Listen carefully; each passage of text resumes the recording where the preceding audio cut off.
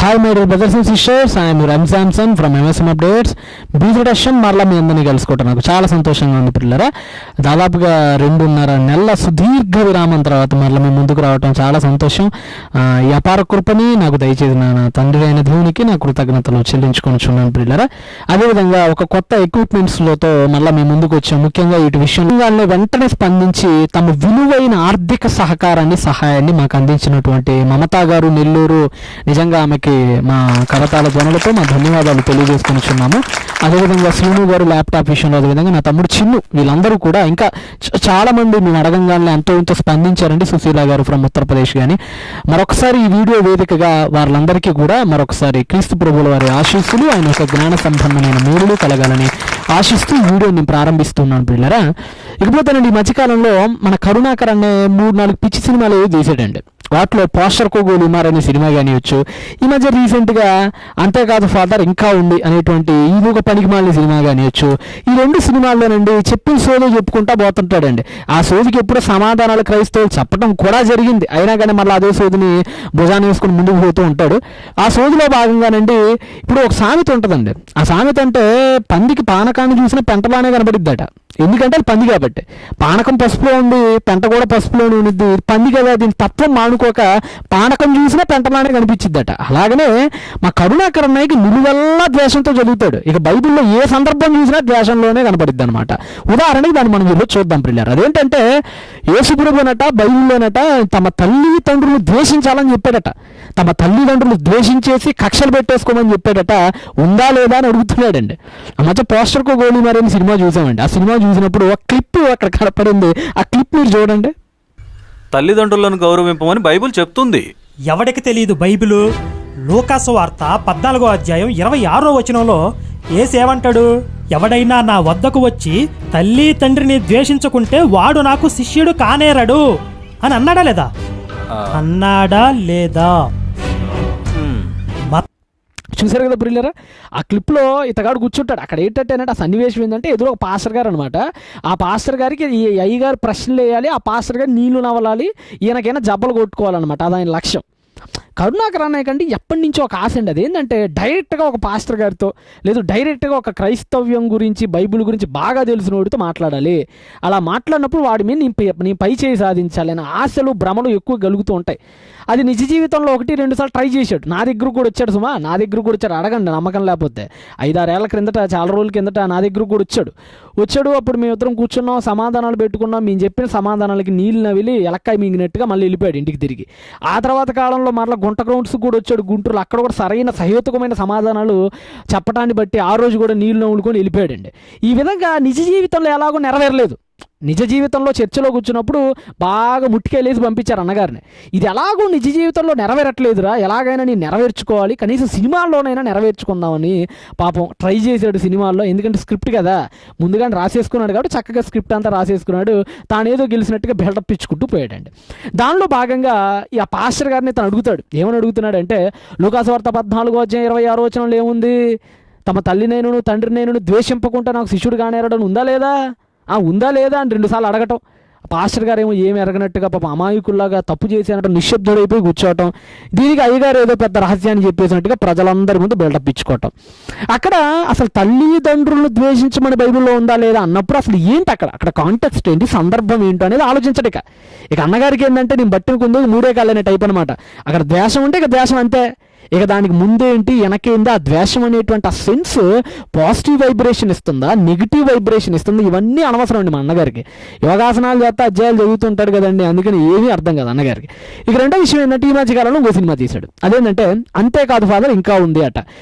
దానిలో కూడా ఇదే డైలాగ్ మళ్ళీ అంటే పాస్ చింతకాయ పచ్చడి అదేందో అంటారు కదండి, పాడిందే పాడరా పాసిపల్ల దాసరా అన్నట్టుగా ఆ ఎత్తిన విషయాన్ని ఎత్తుకుంటా పోతా ఉంటాడు. ఇక ఎన్ని షార్ట్ ఫిల్మ్లు తీసినా ఇది అంశాన్ని కోడెక్కడితేనే ఉంటాడేమో, నాకైతే డౌట్ వచ్చేస్తుంది. అక్కడ పాస్టర్ గారు అక్కడ కూడా అంతే, అక్కడ క్యాథలిక్ ఫాదర్ గారిని పెట్టారండి. ఆ సినిమాలో ఇతను మాట్లాడితే అక్కడ కూడా అంతే, ఏదో క్రైస్తవ్యాన్ని ఆచరించేవాడిని ఒక రోగిగా, ఈడేందో పెద్ద సైకియాట్రిస్ట్ లాగా, ఈయనకే పెద్ద రోగాలు ఉన్నాయి, పైన రోగమే కింద రోగమే అయ్యగారికి. ఈయన ఏంటో పెద్ద డాక్టర్ లాగా బిల్డప్ ఇస్తాం, మేము అయ్యగారిని తీసుకొని రావటం, ఈయన అంటాం. అయ్యగారి ముందు ఆయన అంటాడు అక్కడ, వచ్చిన రోగి లాంటి క్రైస్తవుడు అంటాడు అక్కడ, అవసరమైతే తల్లిదండ్రులు కూడా విడిచిపెట్టామన్నా నేను విడిచిపెట్టేస్తానంటాడు. అవసరమైతే తల్లిదండ్రులను కూడా ద్వేషించమని జీసస్ చెప్పాడు. ఆయన కోసం తల్లిదండ్రులను వదులుకోవడమే కాదు, ఏం చేయడానికైనా నేను రెడీ. జీసస్ చెప్పాడని తల్లిదండ్రులను ద్వేషిస్తానన్నావు, జీసస్ చెప్పాడని ఏంటి ఇది ఈ విషయాన్ని ముందుకు తీసుకుపోతా ఉంటాడండి. ఇకపోతే బైబిల్లో ఏమీ రాకపోయినా అన్నీ వచ్చినట్టు బిల్డప్ ఇచ్చేవాడు ఒకడు ఉన్నాడు, మన ధర్మార్గం భాస్కర్ రాజు గారు. ఆయన కూడా అంటే ఆ మధ్యకాలంలో చాలా సిరీస్లు చేస్తూ పక్క కామెడీ అండి, ఫుల్ కామెడీ. మీకు ధర్మార్గం భాస్కర్ రాజు గారి వీడియోలు చూస్తే కీర్తనలు గ్రంథమట సొలొమోను రాసేట. మరి నేనేమన్నా చూసాడేమో. కీర్తన గ్రంథంలో అత్యధిక పాలు రాసింది ఎవరయ్యా అంటే దావీదు గారండి. కళ్ళల్లో ఏమైనా ముళ్ళు గుచ్చుకున్నాయి ఏంటి నాకు ఈ మధ్య అర్థం కావట్లేదు. దావీదు గారు అత్యధికంగా రచించింది 73 కీర్తనలు దావీదు గారు రచించారు. 12 కీర్తనలు ఆసాపు గారు రచిస్తే 10 కీర్తనలు కోరహ కుమారులు రచించారు. సొలొమోను గారు 2 రచించాడు. 150 కీర్తనలు 2 సొలొమోను గారు రాసింది. ఈయన అంటాడు కీర్తనలు కన్నా అంతా సొలొమోనేనండి రాసేసిందట. మరి ఏడ చదివాడో ఇంత గొప్ప రహస్యం నాకు అర్థం కావట్లేదండి. ఏమండి కథ బుర్ర ఉపయోగించి బైబిల్ చదవండి, మీ ఇష్టమైంది మీరు చదువుకుంటూ పోవటం కాదు. ఏమండి ఇకపోతే తల్లిని తండ్రిని ద్వేషించమని బైబిల్ చెప్పిందా? ఈ విషయం గురించి ఈరోజు మనం తెలుసుకుందామండి. నిజంగా ఇది ఎంతవరకు నిజం, దీన్ని మనం ఏ సెన్స్లో తీసుకోవాలి, ఎలాంటి వైబ్రేషన్ అనేది మనకు ఆ పదాల నుంచి బయటకు వస్తుంది అనేటువంటి విషయాన్ని మనం ఆలోచిద్దాం. ముఖ్యంగానండి లూకాసు వార్త 14వ అధ్యాయం 26వ వచనంలో ఏముందో ఒకసారి మనం కూడా చదివేద్దాం. వచ్చేయండి. జనసమూహములు ఆయనతో కూడా వెలుచున్నప్పుడు ఆయన వారి తట్టు తిరిగి, ఎవడైనను నా యొద్దకు వచ్చి తన తండ్రిని తల్లిని భార్యను పిల్లలను అన్నదమ్ములను అక్క చెల్లెండ్రును తన ప్రాణమును సహా ద్వేషింపకుంటే వాడు నా శిష్యుడు కానేరడు. ఏమన్నాడంటే తల్లిని తండ్రిని కానీ అన్నదమ్ములను కానీ అక్క చెల్లెండ్రు కానీ తన ప్రాణమును సహా ద్వేషింపకుంటే నాకు శిష్యుడు కానేరడు. చూసారా, దీన్ని బట్టి ఏమర్థమవుతుంది? తల్లిదండ్రులను ద్వేషించకపోతే వాడు యేసుప్రభుకి శిష్యుడు కాదట. సో తల్లిదండ్రులు ద్వేషించాలట.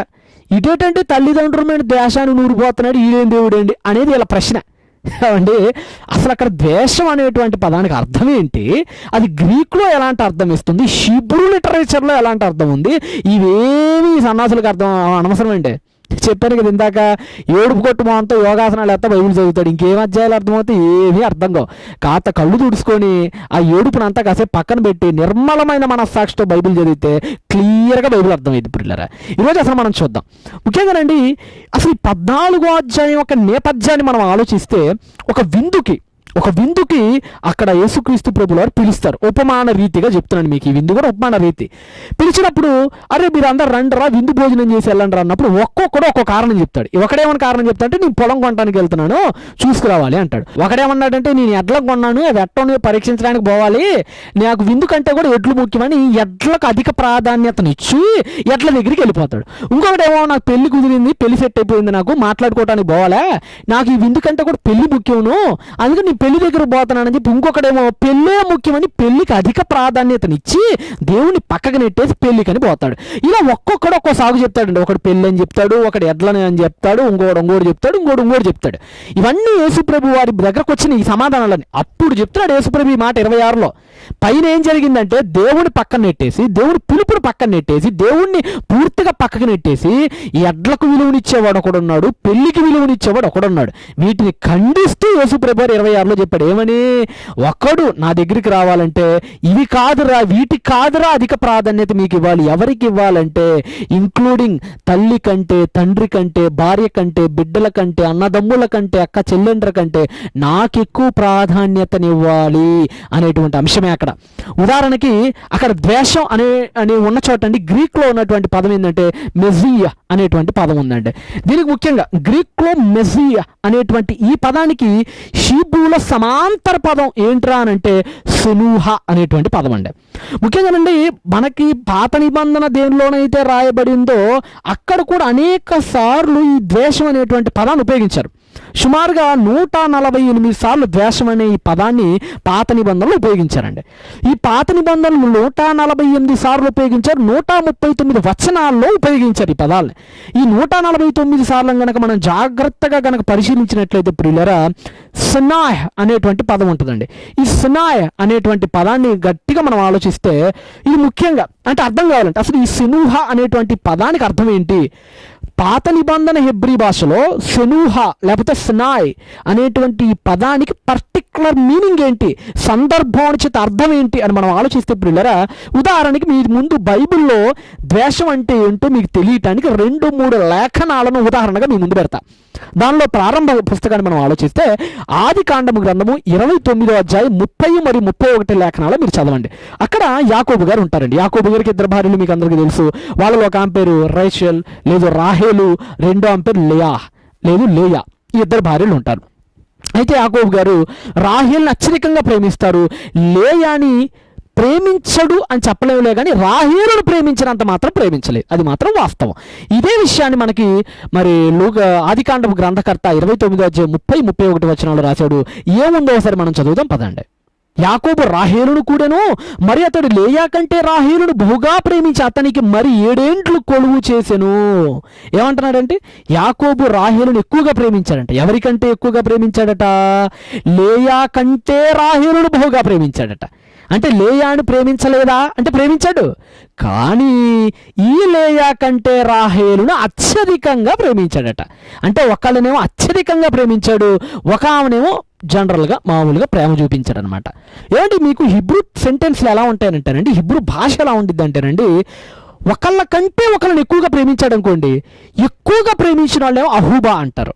ఎక్కువగా ప్రేమిస్తే అహూబా అనగా ప్రేమ, అత్యధికమైన ప్రేమ ఎవరికైతే కనిపిస్తారో మన అహూబా అంటారు. తక్కువ ప్రేమ ఎవరి మీదైతే చూపించాడంటే ఆమె మీద చూపించినంత ప్రేమ అయితే చూపించడు, ప్రేమిస్తాడు కానీ ఆమెను ప్రేమించినంత అయితే ప్రేమించడు. అలాంటి స్థితిలో ఉన్నటువంటి భార్యని సెనూహా అంటారండి. సెనూహా వైఫ్, సెనూహా ఇషాహ్ అంటారు, అహూబా ఇషాహ్ అంటారు. అహూబా ఇషాహ్ అంటే అత్యధికంగా ప్రేమించే భార్య. సెనూహా ఇషాహ్ అంటే ఆమెకున్నంత ప్రాధాన్యత లేకపోయినా ఆమె తర్వాత ప్రాధాన్యత ఉన్నటువంటి భార్య. ఇక్కడ రాహేల్ ఎవరంటే అహూబా ఇషాహ అనగా ఆమె అత్యధికంగా ప్రేమించబడినటువంటి స్త్రీ తన జీవితంలో. తర్వాత సెనూహా ఇషాహ ఎవరంటే లేయా. అంటే ఇక్కడ సెనూహా అంటే అర్థం ఏంటంటే ఆమె కంటే ఎక్కువగా అయితే ప్రేమించట్లేదు, ఆమె తర్వాత స్థానం ఈమెకు ఉంది అని అర్థం. అంతే అక్కడ సెనూహ అంటే అర్థం ఏంటంటే ద్వేషం అని అర్థం కాదు. సెనూహ అంటే లిటరల్గా ద్వేషం అని ఉన్నా దాని అంతరార్థం ద్వేషం అనేటువంటి అర్థం కాదు, రెండవ ప్రాధాన్యత, ద్వితీయ ప్రాధాన్యత అని మాత్రమే అర్థం. దాన్ని ఏ విధంగా కన్వర్ట్ చేశారంటే మనకి 31వ వచనం చదవండి. ఇప్పుడు ఇక్కడ 31లో ఏమనుంది? లేయా ద్వేషింపబడుట యెహోవా చూచి అని ఉంటుందండి. లేయా ద్వేషింపబడిందా? ఇక్కడ కూడా వాస్తవానికి దేశం అనే అర్థం రాదు. ఇక్కడ కూడా సెనూహ అనేటువంటి అర్థం ఉండిద్దండి. ఇక్కడ హిబ్రూలో ఏముందని మనం ఆలోచించినట్లయితే వై ఏ ఎహబ్ ఇద్గమ్ రాహెల్ మిల్లేయా అని ఉంటుందండి. వై ఏ ఎహబ్ ఇద్గమ్ రాహెల్ మిల్లేయా అంటే అర్థం ఏంటంటే ఈయన రాహేలుని లేయా కంటే ఎక్కువగా ప్రేమించాడట.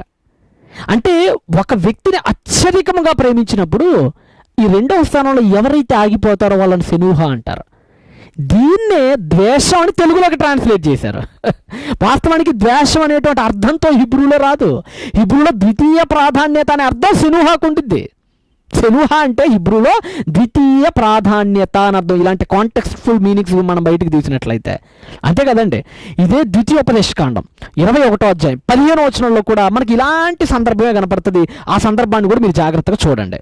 ప్రేమింపబడినదొకటియు ద్వేషింపబడినదొకటియు, 2 భార్యలు ఒక పురుషునికి కలిగి ఉండి ప్రేమింపబడినదియు ద్వేషింపబడినదియు వాని వలన బిడ్డలు గని అని మాట్లాడుతున్నాడు అండి. ఇక్కడ 2 భార్యలు చూపిస్తున్నాడు. ఒకటేమంటున్నాడంటే ప్రేమింపబడినది ఒకటియు ద్వేషింపబడినది ఒకటియు.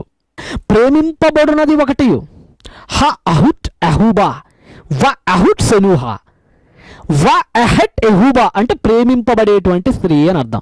వ ఎహట్ సెనూహా అంటే ద్వితీయ శ్రేణి ప్రాధాన్యత కలిగిన భార్య మరొకతియు అని అర్థం. సెనూహా అంటే ఒకళ్ళతో కంపారిజన్ చేసేటప్పుడు దాని సెమాంటిక్ రేంజ్ ఏమైపోయిందంటే ద్వితీయ స్థానం వాల్యూ కలిగినది, ద్వితీయ శ్రేణి స్థానం కలిగినది అని అర్థం. అక్కడ సెనూహ అంటే గట్టిగా మాట్లాడాలంటే ద్వితీయ శ్రేణి స్థానము కలిగినది అని అర్థమే తప్ప కక్షలు పెట్టేసుకోండి, కార్పణ్యాలు పెట్టేసుకోండి, ద్వేషించేయండి అనేటువంటి అర్థం కాదు. మరి తెలుగులో ద్వేషం అని తప్పుడుగా ట్రాన్స్లేట్ చేశారా అండి అంటే తప్పుడుగా ట్రాన్స్లేట్ చేశారని నేను అనట్లా. అర్థం అనేది మనిషి అర్థం చేసుకునేటప్పుడు తప్పుడుగా అర్థం చేసుకున్నాడని నేను అంటున్నా. ట్రాన్స్లేషన్ సరిగ్గానే జరిగినప్పటికీ అర్థం అనేది మరొక అర్థాన్ని ఇస్తుంది. అక్కడ ఎందుకంటేనండి ద్వేషం అని పదం ద్వేషం అని ఉన్నంత మాత్రాన దాని అర్థం కక్ష, కార్పణ్యం, రాగద్వేషాలు అనేటువంటి అర్థాలు రాదు అక్కడ ద్వేషం అంటే ద్వితీయ శ్రేణి ప్రాధాన్యత. ఏమండి కొన్ని పదాలు మీరు ఇంగ్లీష్లో కూడా చూడండి ప్రియులరా, పదం వచ్చేటప్పటికేమో నెగిటివ్ సెన్స్లో ఉంటుంది, అర్థం వచ్చేటప్పటికేమో పాజిటివ్ సెన్స్లో ఉంటుంది. పదం నెగిటివ్లోనే ఉంటుంది కానీ అర్థం వచ్చేటప్పటికి పాజిటివ్ సెన్స్లో ఉంటుంది. ఉదాహరణకి మీకు మాట చెప్పమంటారు, సిక్ అంటే అర్థం ఏంటండి? SICK, సిక్ అంటే అనారోగ్యం పాలైపోవటం అని అర్థం కదా. మీరు డిక్షనరీలో కూడా చూసుకున్నా, అన్నయ్య కరుణాకరణ నేనే కాస్త డిక్షనరీలో కూడా చూసుకో. సిక్ అంటే అనారోగ్యం అని అర్థం. కరుణాకరణ ఎలాంటి వాడు అంటారంటే అక్షరానికి అక్షరమే సమాధానం అంటాడండి. మధ్య లాక్డౌన్ జరిగింది కదా, మనమైతే లాక్డౌన్ అంటే మనందరికీ ఎట్లా అర్థమైంది అంటే నిర్బంధం అనేటువంటిది అర్థం మనకు అర్థమైంది. మా కరుణాకరణకి ఎట్లా అర్థమైంది తెలుసా? ఇప్పుడు డిక్షనరీ ఓపెన్ చేస్తాడు, లాక్ అంటే ఏంటి చూస్తాడు, LOCK లాక్, తాళం. డౌన్ అంటే ఏంటో చూస్తాడు, DOW అని డౌన్, కిందకి తాళం కిందకి వేసారని చెప్తాడు. ఇక అన్నయ్యకి ఇంతకు మించి బుర్ర ఉండదు. అన్నయ్యకి ఏంటంటే లాక్ అంటే తాళమేనా కాదా అంటాడు, అంతే ఆ తాళమే. డౌన్ అంటే కిందకైనా కదంటే కిందకే కాదు, లాక్ అంటే తాళం, డౌన్ అంటే కిందకి వేసాడు రండి తాళం కదా లాక్డౌన్ అంటాడు. అరే బాబు, అర్థం అలా ఉన్నా, అక్కడ లాక్ అనే పదం ఉన్నా, డౌన్ అనే పదం ఉన్నా, అలా అర్థాలు మనం తీసుకోకూడదురా, నిర్బంధం అనే అర్థం తీసుకోవాలి. అది అంతేలారా నీకు తెలియదు అన్నగానే ఎండు నా సంబంధం లేదు, డిక్షనరీలో ఎలా ఉంది నేను అలానే తీసుకుంటాను అంటాడు, అంతే. అక్కడ అర్థం ఏంటి? ఆ సందర్భంలో లాక్ అనే పదం, లాక్ అంటే తాళమే కానీ ఈ సందర్భంలో తాళం అని అర్థం కాదు. డౌన్ అంటే కిందకే కానీ ఈ సందర్భంలో కిందకని అర్థం కాదు. ఈ సందర్భంలో నిర్బంధం అనే అర్థాన్ని ఇస్తుంది లాక్డౌన్. మరొక సందర్భంలో లాక్ అంటే ఇంకొక అర్థం, డౌన్ అంటే ఇంకొక అర్థం ఇవ్వచ్చు. కానీ సందర్భాన్ని బట్టి అర్థం మారిపోతూ ఉంటుంది. అదేవిధంగా ద్వేషం అనేటువంటి నెగిటివ్ వర్డ్ అన్నది సందర్భాన్ని బట్టి పాజిటివ్ వైబ్రేషన్స్ ఇస్తూ ఉంటుంది అక్కడ. ఉదాహరణకి ఇందాక చెప్పాక సిక్ అంటే అనారోగ్యం అని అర్థం అండి. కానీ కొన్ని సందర్భాలలో ఇది పాజిటివ్ వైబ్రేషన్ కూడా ఇస్తుంది. ఎవరైనా ఒక వ్యక్తి ఉన్నాడండి, జిమ్కి వెళ్ళాడు, చక్కగా మంచిగా బాడీ అంతా గెయిన్ చేసుకున్నాడు, చాలా బాగున్నాడు. అప్పుడు ఒక వ్యక్తి ఈ విధంగా అంటాడు, యూ లుక్ వెరీ సిక్ అన్నాడు. అక్కడ అర్థం ఏంటి? జిమ్కి వెళ్ళినటువంటి ఒక వ్యక్తితో తోటి వ్యాయామకుడు అంటున్నాడు, యూ లుక్ సిక్ అన్నాడు. అంటే అర్థం ఏంటారే, నువ్వు అనారోగ్య పాలైపోయారా అని అర్థమా? అలా అర్థం తీసుకోకూడదు. అక్కడ యు లుక్ సిక్ అంటే నువ్వు చాలా బాగున్నావు అని అర్థం. ఎందుకంటే సిక్ అనే పదానికి అనారోగ్యం అనే అర్థమే కాదు, వెరీ గుడ్ అనేటువంటి అర్థం కూడా ఉంది. మీకు అందరికి అవసరమైతే ఆక్స్ఫర్డ్ అడ్వాన్స్డ్ లెర్నర్ డిక్షనరీ మీరు అందరూ చూడండి. అక్కడ సిక్ అంటే వెరీ గుడ్ అనేటువంటి అర్థం కూడా ఉంటుంది. ఆ సందర్భంలో జిమ్ దగ్గర సిక్ అంటే వెరీ గుడ్డే. మళ్ళీ డాక్టర్ దగ్గరికి వెళ్ళి ఐ వాస్ సిక్ అన్నాడు అనుకోండి, ఇక్కడ అనారోగ్యం అని తీసుకోవాలి. డాక్టర్ దగ్గరికి వెళ్ళినప్పుడు సిక్ అనే పదం అనారోగ్యంగా మారిద్ది.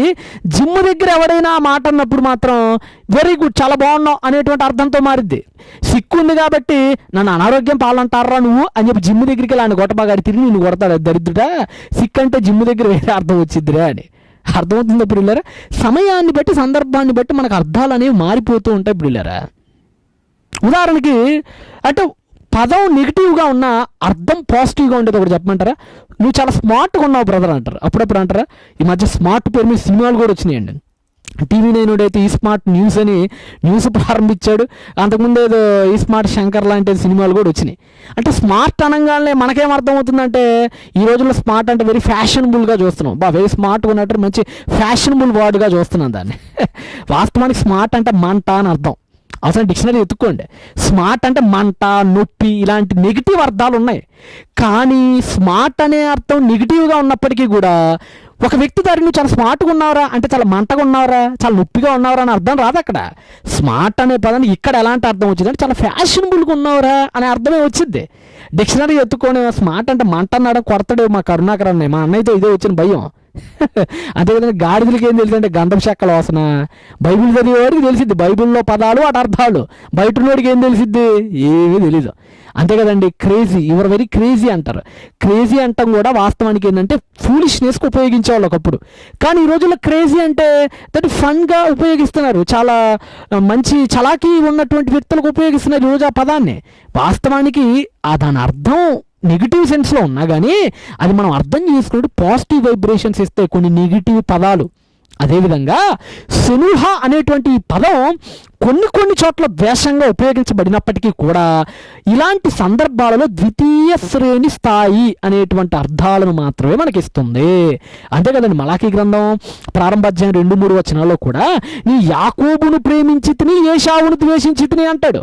అండి మనకి మలాకీ గ్రంథం ప్రారంభాధ్యాయం 2-3 వచనాల్లో కూడా నేను యాకోబును ప్రేమించి తిని ఏశావును ద్వేషించి తిని అని ఉంటుంది. ద్వేషం అంటే ఏశావుని కుళ్ళు పెట్టేసుకున్నాడు దేవుడు, బాగా కుళ్ళు పెట్టేసుకొని పక్కకి నెట్టేశాడు అనుకోకండి. ఏశావుని అత్యధికంగా ఆశీర్వదించాడండి దేవుడు. మీకు తెలుసా, యాకోబు గారు వచ్చే సమయానికే తన అన్న దగ్గరికి పశు సంపదతో వెరసిల్లిపోతున్నాడు అక్కడ ఏశావు. అందుకని అంటది యాహ్వే వయోబ్ ఎత్ యాహూబ్ ఎత్ ఏషావ్ సనేతి అనేటువంటి హిబ్రూ పదం ఉంటుందండి అక్కడ. యాహ్వే వయోబ్ ఎత్ యాహూబ్ అంటే యాకోబును ప్రేమించి తిని, తర్వాత ఎత్ ఏషావ్ సనేతి అంటే ఏషావును ద్వేషించి తిని అని తెలుగులో పడిద్దే. కానీ సనేతి అనేటువంటి హిబ్రూ పదానికి ద్వితీయ శ్రేణి ఇచ్చాను అతనికి అని అర్థం. అక్కడ యాకోబును అత్యధికంగా ప్రేమించానని అర్థం, ఏషావుకు ద్వితీయ శ్రేణి ఇచ్చాను అని అర్థం. కాబట్టి ప్రియులారా, బైబిల్లో ఉదాహరణ కింద మనం చెప్పుకున్నట్లుగా 29వ అధ్యాయం 30-31 వచనాల్లో రాహేల్ని అత్యధికంగా ప్రేమించాను అని అన్నప్పుడు ఈ రెండవ శ్రేణి స్థాయిలో ఉన్న అతనికి సెనుహాని ఉపయోగిస్తారు, కానీ అక్కడ ద్వేషించాడని అర్థం కాదు. ఉదాహరణకంటే నా దగ్గరికి వచ్చారండి, సార్ మీకు ఏ కలర్ అంటే ఇష్టం సార్ అంటారు. సార్ మీకు డ్రెస్ తీసుకోవాలనుకుంటున్నాం సార్, మీకు ఏ కలర్ అంటే ఇష్టం సార్ నన్ను అడిగినప్పుడు నాకు బ్లూ అంటే ఇష్టం అయ్యా అంట. అందుకని ఎల్లో అంటే అసహ్యం అయ్యా, నాకు గ్రీన్ అంటే చండాలంగా ఉంటుందన్న అభిప్రాయం, ఇక బ్లాక్ అంటే ద్వేషం నాకని అర్థం కాదు. బ్లూ అంటే ఇష్టం అంటే మిగతా అంటే బ్లూ తర్వాత స్థానం అని అర్థం అంతే. ఇక్కడ ఒక వ్యక్తికి ఇష్టం అని పెట్టినప్పుడు అహూబా అంటాం. ఏదైతే ఇష్టం అనేటువంటి పదం పెట్టి మిగతా వాటి గురించి పెద్ద పట్టించుకోలేదు, అవి ద్వేషించాలని అర్థం కాదు, ద్వితీయ శ్రేణి ఇచ్చాను అని అర్థం. మీకు ఏం కూర అంటే ఎక్కువ, నాకు బిర్యానీ అంటే చాలా ఇష్టం సార్ అంటారు.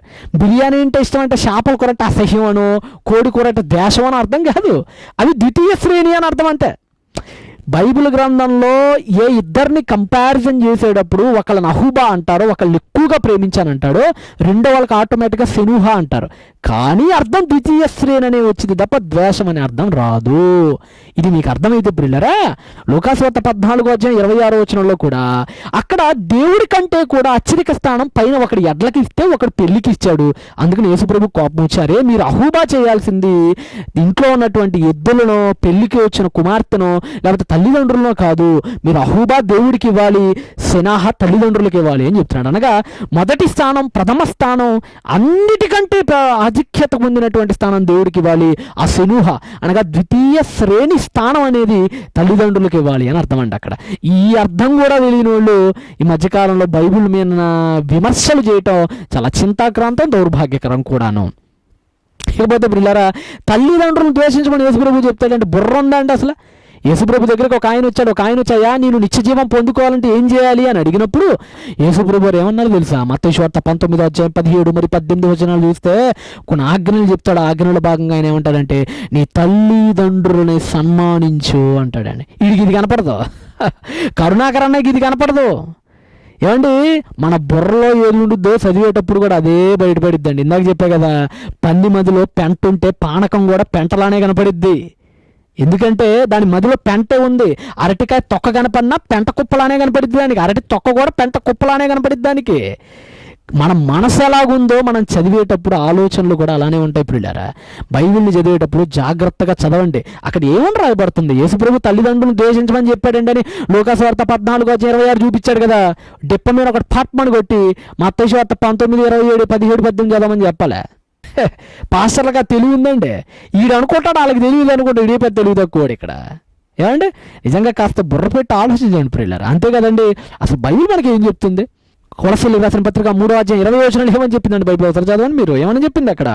పిల్లలారా, అన్ని విషయములలో మీ తల్లిదండ్రుల మాట వినుడి, ఇది ప్రభువును బట్టి మెచ్చుకొనదగినది. అంటే ప్రభువును బట్టి మెచ్చుకోదగింది ఏదంటే తల్లిదండ్రులు ద్వేషించమని చెప్పట్ల బైబిల్. మీ తల్లిదండ్రుల మాటలు వినండి అని బైబిల్ చెప్తుంది. అక్కడ కళ్ళు పెట్టి సరిగ్గా చదువు. కళ్ళు ఏమన్నా ముళ్ళ పొదలు వేసేవేటన్నాయి, కళ్ళు పెట్టి జాగ్రత్తగా చదువు. ఇక్కడ కొలస్సీయులకు రాసిన పత్రిక 3వ అధ్యాయం 20వ వచనంలో తల్లిదండ్రుల మాట ప్రతి విషయంలో వినండి, అదేటట ప్రభువుని బట్టి మెచ్చుకొనదగినదట. అక్కడ ఇంకేమన్నాడండి? ఇదే ఎఫెసీయులకు రాసిన పత్రిక 6వ అధ్యాయం ప్రారంభవచనాన్ని కూడా జాగ్రత్తగా చదవండి. పిల్లలారా, ప్రభువునందు మీ తల్లిదండ్రులకు విధేయులై ఉండు, ఇది ధర్మమే. నీకు మేలు కలుగునట్లు నీ తండ్రిని తల్లిని సన్మానించినప్పుడు నీవు భూమి మీద దీర్ఘాయుష్మంతుడు వగుదు అని ఇటు వాగ్దానముతో కూడిన ఆజ్ఞలలో మొదటిది. ఏమంటున్నాడండి ఇక్కడ? మీ తల్లిదండ్రులకు లోబడి ఉండండి, ఇది ధర్మసమ్మతమైనది. దేవుడు దీర్ఘాయుష్మంతుడుగా ఒక వ్యక్తి మారాలంటే మీ తల్లిదండ్రుల సన్మానం సన్మానించండి రా అని పౌలు గారు చెప్తున్నారు. యేసు ప్రభు వారి మాటల్లో నుంచి బయటకు తీసుకొని అదే మాటని ఇక్కడ యేసు ఏదైతే మత్తయి 19వ అధ్యాయము 18-17 వచనాల్లో చెప్పాడో, పౌలు గారు కూడా ఇక్కడ ఎఫ్ఎస్సి 6వ అధ్యాయం 1-2 వచనాల్లో కానివచ్చు, కొలస్సీలకు రాసిన పత్రిక 3వ అధ్యాయం 20వ వచనాల్లో కానీ క్లియర్గా చెప్తున్నాడండి. అంటే దీన్ని బట్టి బైబిల్ తల్లిదండ్రులకు లోబడమని చెప్పింది, తల్లిదండ్రులు సన్మానించమని చెప్పింది తప్ప తల్లిదండ్రులు ద్వేషించమని ఎందుకు చెప్పిందిరా పనికిమాలినోడా? ద్వేషం మదిలో ఉంటే దేశం అనే పదం కూడా ద్వేషంలానే కనపడిద్ది. ఏమండి, తిండిపోతాడు కదా, తిండిపోతాడు అనుకోండి, చిన్నప్పుడు తెలుగు మాస్టర్ అరే సమాసాలు తీయండ్రా అంటే వీడికి సమోసాలు తెస్తాడు ప్యాకెట్లో నుంచి. ఎందుకంటే వీడి మధ్యలో సమోసాలే ఉంటాయి, సమాసాలకు అర్థం కాదు వీడికి. వీడు తిండిపోతాడు కాబట్టి సమాసాలు కూడా సమోసాలనే అర్థమవుతాయి వీడికి. తిరిగిపోతాడు అనుకోండి, అరే సందులు సమాసాలు తీయండ్రా అంటే సందులు జంతులు అనుకుంటాడు వాడు. ఎందుకు? నీ మదిలో ఏముందో అదే కనపడిద్దిరా అయ్యా. నువ్వు సరిగ్గా బైబిల్ని జాగ్రత్తగా చదువు, ఉన్న పదాలను ఉన్నట్టుగా అసలు లోపలికి వెళ్ళు, మూల భాష ఏం చెప్తుందో చూడు. సెనూహా అంటే అర్థం ఏంటో చూడు. ఏంటి ఇదే చెప్పా కదా, యెహోవా అంటే తొలి ప్రాధాన్యత కలిగినది అని అర్థం, సెనూహా అంటే ద్వితీయ శ్రేణి ప్రాధాన్యత కలిగింది అని అర్థం. ఇక్కడ దేవుడు తల్లిదండ్రులు సెనూహా చేయమన్నాడు, అనగా ద్వితీయ శ్రేణి ప్రాధాన్యతనివ్వండి అన్నాడు. మరి యెహోవా దేవుని చేయమని చెప్పాడు. ఈ సెనూహా అనే పదానికి లిటరల్గా ద్వేషం వచ్చిన అర్థం మాత్రం ద్వితీయ శ్రేణి అని వస్తుందండి. ఇందాక చెప్పాను కదా, సిక్ పేరుకి అనారోగ్యం అనే వచ్చింది, కానీ ఒక జిమ్ దగ్గర ఆ పదాన్ని ఉపయోగించినప్పుడు అక్కడ వెరీ గుడ్ అనేటువంటి అర్థం వస్తుందండి. స్మార్ట్ అనే పదం డిక్షనరీలో చూస్తే మంట అనే నెగిటివ్ సెన్స్లోనే ఉంటుంది, కానీ ఎదుటి వాడి దగ్గర అది ఉపయోగించేటప్పుడు మాత్రం పాజిటివ్ వైబ్రేషన్స్తో వాడి దగ్గరికి వెళ్తుందండి. ఈ విధంగా మనం ఆలోచించుకుంటూ పోతే చాలా పదాలు ఉన్నాయి పిల్లలు. ఇలాగా పదాలు నెగిటివ్గా ఉండొచ్చు, అర్థం మాత్రం పాజిటివ్గా వెళ్ళిపోద్ది చాలా పదాలకి. అంతేకాదు ప్రేమ దేవుని వల్లరా, ఒకవేళ తల్లిదండ్రులను ద్వేషించమని కనుక బైబిల్ చెప్తే అనాథలను అక్కర తీస్తుంది ఎవరండి ఈరోజు ప్రపంచంలో? మదర్ తెరిసా గారు ఎంతమంది అనాథలను అక్కడ తీశారండి.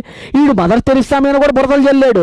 నాకు ఆ రోజు సమయం లేక సరే నేను కౌంటర్ వేయలేకపోయాను. భవిష్యత్తులో ఎప్పుడైనా మదర్ తెరిసా నిర్దోషత్వం ఎంత గొప్పదో నేను చూపించే ప్రయత్నం కూడా చేస్తాను పిల్లరా. దానికి కొంత సమయం ఉంది, నా సమయానుకూలతను బట్టి ఆ వీడియోని కూడా మీ ముందుకు తీసుకొస్తాను. ఇకపోతేనండి, ఈరోజు అసలు తల్లిదండ్రుల్ని విడిచిపెట్టమని లేకపోతే తల్లిదండ్రుల్ని విడిచిపెట్టి దూరం అయిపోతుంది ఎవరండి? మన ఈ మధ్య అక్టోబర్ 14, 2019లో పోయిన సంవత్సరం అండి, పోయిన ఏడాది 2019 అక్టోబర్ 14వ తారీఖున ధర్మేష్ గోల్ అనేటువంటి ఒక వ్యక్తి మీద కేసు జరిగింది. తెలుసా మీకు?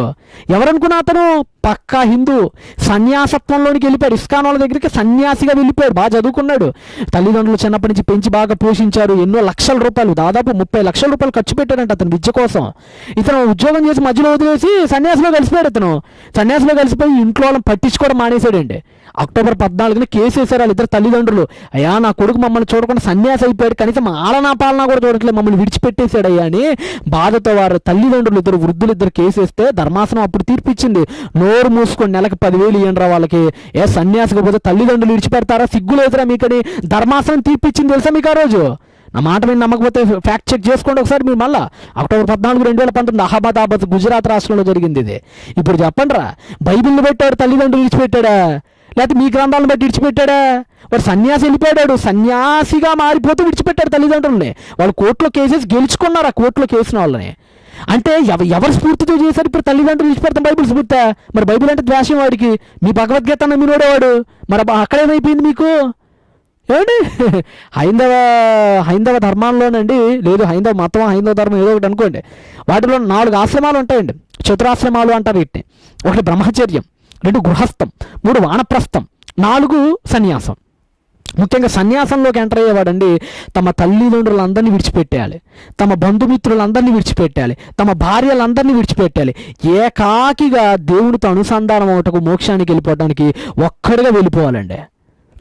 ఇది చతురాశ్రమ వ్యవస్థల్లో ఇదొకటి, చతురాశ్రమాలలో ఇదొకటండి. చివరి ఫైనల్ 3వ ఆశ్రమంలోనే చిన్నగా బంధువులకు దూరం అయిపోతాడు. సన్యాసం అనేటువంటి ఆశ్రమానికి వచ్చేటప్పటికల్లా తమ తల్లిని విడిచిపెట్టేయాలి, తండ్రిని విడిచిపెట్టేయాలి, భార్యని విడిచిపెట్టేయాలి, బంధువులు విడిచిపెట్టాలి, ఒంటరిగా ఏకాకిగా అన్నిటి చదివించి వెళ్ళిపోయాడు సన్యాసిగా. మరి ఇక్కడ తల్లిదండ్రులు విడిచిపెడుతుంది ఎవర్రా మరి?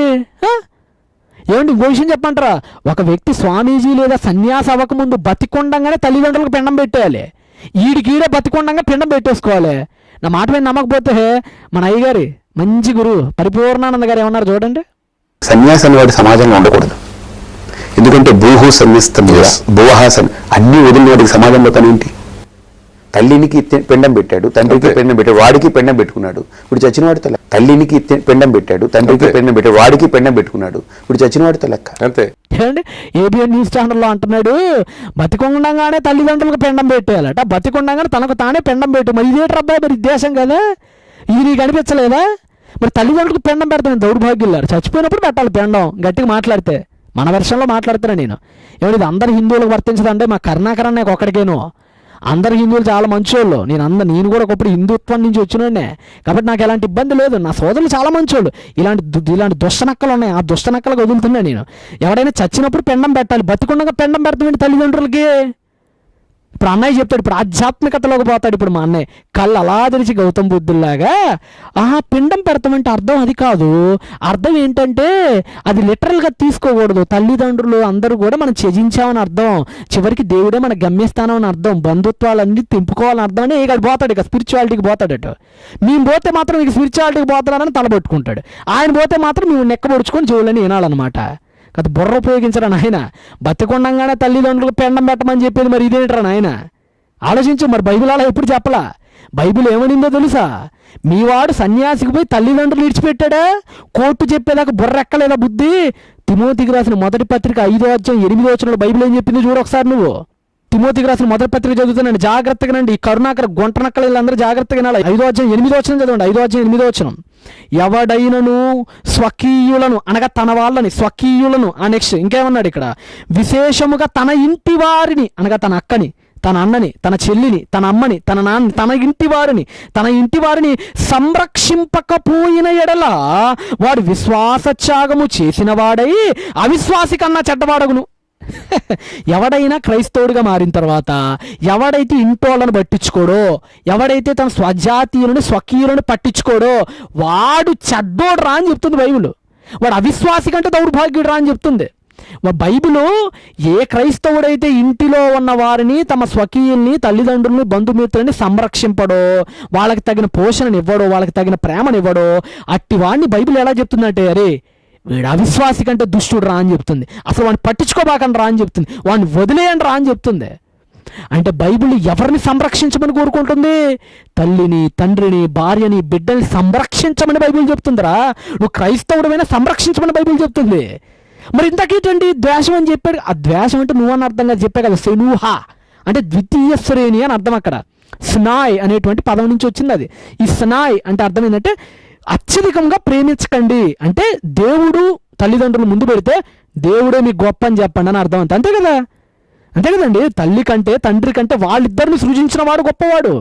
ఆయనే లేకపోతే నా అమ్మ ఎక్కడుంది, మా నాన్న ఎక్కడున్నాడండి? దేవుడు తల్లిదండ్రులు లేకపోయినా మనుషుల్ని సృజించగలడు, కానీ ఒక మనిషి దేవుడిని సృజించలేడు.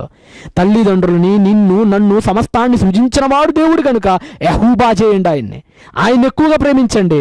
మరి మిగతా వాళ్ళు సెనూహా చేయండి, వాళ్ళ ద్వితీయ శ్రేణి ఇవ్వండి అని అర్థం. అంతే. కాబట్టి సెనూహా అనేటువంటి హిబ్రూ పదానికి కంపారిజన్ సెన్స్లో మనం ఆలోచిస్తే కేవలం ద్వితీయ శ్రేణి అనే అర్థమే తప్ప కక్ష, కార్పణ్యం అనే అర్థం ఏమాత్రం కూడా లేదు. కాస్త మూల భాష మీద అవగాహన తెచ్చుకుంటే మంచిది పిల్లారా. ఇకపోతే చెప్పాను కదా, తల్లిదండ్రులు విడిచిపెట్టింది క్రైస్తవుడు ఎవలేదు. ఒకవేళ విడిచిపెట్టాడంటే ఆడు బైబిల్ తెలియని ఎదవై ఉంటాడు. కానీ మీ వాళ్ళు సన్యాసిగా మారని మీ వాళ్ళు విడిచిపెట్టారు, కోర్టులో కూడా కేసు పడింది. అది అక్టోబర్ 14, 2019 ఇందా చెప్పినట్లుగా. కాబట్టి ప్రేమేం దేవుని వాళ్ళరా, మనకు బైబిల్లో ఎక్కడైనా సరే యాకోబుని ప్రేమించి తిని ఏశావుని ద్వేషించి తిని అన్న దగ్గర కూడా యాకోబుని యెహోవా చేశాను, ఏశావుని సెనూహా చేశాను, అనగా ద్వితీయ శ్రేణి ఇచ్చానని అర్థం. అంతే. సెనూహా అంటే లిటరల్గా తీసుకోకూడదు, ఆడ అంతరార్థం ఏంటంటే ద్వితీయ శ్రేణి అని అర్థం.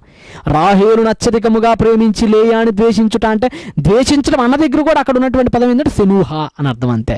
కాబట్టి ప్రియులారా, బైబిల్ దృష్టిలో సెనూహా అంటే కంపారిటివ్ చేసేటప్పుడు, ఒకళ్ళతో కంపారిజన్ చేసేటప్పుడు అర్థం ఎలా మారిపోయింది అంటే అది ద్వితీయ శ్రేణి ఇవ్వాలి అనేటువంటి అర్థంగా మారిపోద్ది, ద్వితీయ శ్రేణి ఇచ్చాడు అనేటువంటి అర్థంగా మారిపోద్ది. కాబట్టి ప్రేమేందే ఉన్న వాళ్ళరా, బైబిల్లో తల్లిదండ్రులు ద్వేషించమని ఎక్కడ చెప్పలే.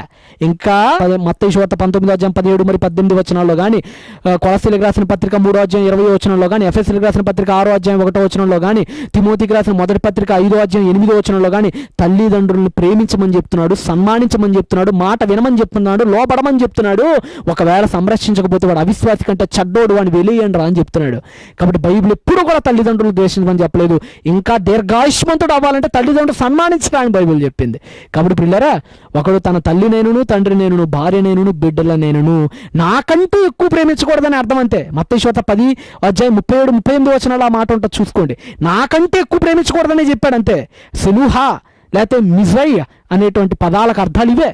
గ్రీకు పదం మిజై అన్నా కానీ, హిబ్రూ పదం సెనుహా లేదా జునాయ్ అనేటువంటి అర్థం కానీ, వీటి అర్థాలు ఏంటంటే ద్వితీయ శ్రేణి ఇవ్వండి అని. అంతే. ద్వితీయ శ్రేణి ఇవ్వాలి. ఎవ్వడు కూడా దేవుడి కంటే గొప్పవారు కాదు. నిన్ను, నన్ను, మీ అమ్మని, మా అమ్మని, మీ నాన్నని, మా నాన్నని సృజించిన వాడు అందరికంటే గొప్పవాడు. హీజ్ యాహ్వే గదోల్. ఆయన అందరికంటే గొప్పవాడు. అది బైబిల్ చెప్పే సత్యం. కాబట్టి పిల్లరా, కాస్త మా కరుణాకర్ అన్నయ్య మరి కాస్త బైబిల్ ఏంటంటే కళ్ళలో పొడుచుకున్న మొళ్ళని కాస్త బయటికి తీసి కాస్త ఆయింట్మెంట్ రాసుకుని కాస్త తగ్గిన తర్వాత బైబిల్ చదివితే బాగా అర్థమైద్ది. అంతే తప్ప ఏడుపు కొట్టు మొహంతో యోగాసనాలు చదివితే, అధ్యాయాలు చదివితే ఆసనాలు తప్ప అధ్యాయాలు ఇప్పుడు అర్థం కావు. కాబట్టి అన్నయ్య జాగ్రత్తగా చదవండి. ఇక నుంచి కూడా తల్లిదండ్రులను ద్వేషించమని బైబిల్ చెప్తున్న ఏ పనికి మాలిన సన్నాసి కారు కోతలు కూసినా ఈ వీడియో ఒకటి సెండ్ చేసేసేయండి. కాబట్టి పిల్లరా, మీ సపోర్ట్ మాకు ఎప్పుడు ఉండాలని ఆశిస్తూ ఉన్నాము. ఇంకా మా పరిచర్యలకు మీరు సహకరించాలి. ఇంకా మా పరిచర్యలు ముందుకు మీరు తీసుకెళ్ళాలని కనుక ఆశపడితే మా తమ్ముడు విజయ్ నెంబర్ డిస్ప్లే మీద ప్లే అవుతూ ఉంటుంది, దాన్ని కాంటాక్ట్ అవ్వండి. ఇంకా మీకు మరిన్ని సూచనలు, సలహాలు ఇవ్వాలనుకున్నా కానీ మా జీమెయిల్ అడ్రస్కి పంపించండి. మరి ఇంతటితో ఈ వీడియోని ముగిస్తున్నాను. మరో కొత్త అంశంతో ఇక నుంచి డైలీ వచ్చే ప్రయత్నం చేస్తాను పిల్లరా. చాలా సంతోషం. సహకరించిన ప్రతి ఒక్కరికి మా ధన్యవాదాలు. దేవుని యొక్క బరుహ్ మీ అందరిపై వర్షింపజేయను గాక. బీజడషన్ బ్లహైట్రోద్ బాయ్.